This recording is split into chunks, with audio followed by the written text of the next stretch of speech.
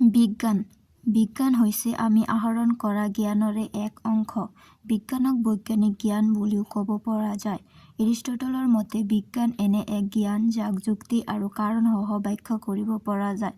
ক'বলৈ গ'লে বিজ্ঞান হৈছে এক প্ৰকাৰৰ প্ৰণালীবদ্ধ অধ্যয়ন য'ত বিশ্ব ব্ৰহ্মাণ্ডৰ সকলো কথা বা জ্ঞান প্ৰামাণ্য বৈজ্ঞানিক তত্ত্ব বা সম্ভাৱনাৰ ৰূপত সজাই ৰখা হয়।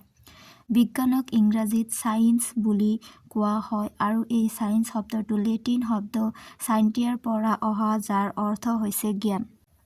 তাহানিতে দৰ্শনৰ সৈতে বিজ্ঞানক তুলনা কৰা হৈছিল। আধুনিক যুগৰ প্ৰথম ভাগত বিজ্ঞান আৰু দৰ্শন শব্দ দুটা ইংৰাজী ভাষাত সলনাসলনিকৈ ব্যৱহাৰ হৈছিল। ১৭শ শতিকাৰ শেষৰ ভাগত সাধাৰণ দৰ্শনৰ পৰা প্ৰাকৃতিক দৰ্শন অথবা প্ৰাকৃতিক বিজ্ঞানক পৃথক কৰা হয়।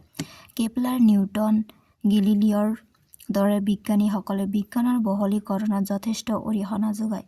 ১৯শ শতিকাৰ পিছৰে পৰা বিজ্ঞানে প্ৰাকৃতিক আৰু ভৌতিক বিজ্ঞানৰ লগতে পদাৰ্থ বিজ্ঞান, ৰসায়ন বিজ্ঞান, ভূ-বিজ্ঞান আৰু জীৱ বিজ্ঞানকো সাঙুৰি লয়। ভাষাগত সমস্যা দূৰ কৰিবলৈ মানৱ চিন্তা আৰু সমাজৰ অধ্যয়নক সমাজ বিজ্ঞান বুলি নামকৰণ কৰা হয়।